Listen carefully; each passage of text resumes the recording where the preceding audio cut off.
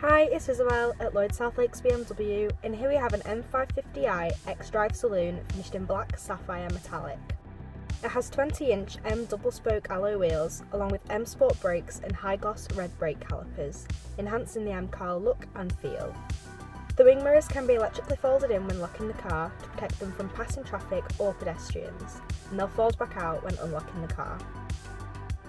In the rear windows, it has sun protection glass, protecting backseat passengers from harmful UV rays, while also adding an element of privacy.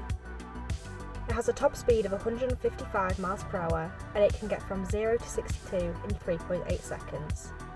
It has a reverse camera, assisting you with parking and reversing, as it gives you extra visibility to use as well as your mirrors.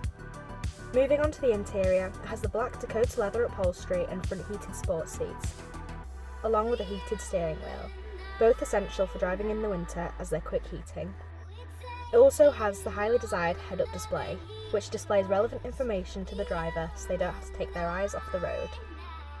If you're interested in learning more about this M550i xDrive Saloon, please get in touch via the details provided, or come and visit us at Lloyd South Lakes BMW.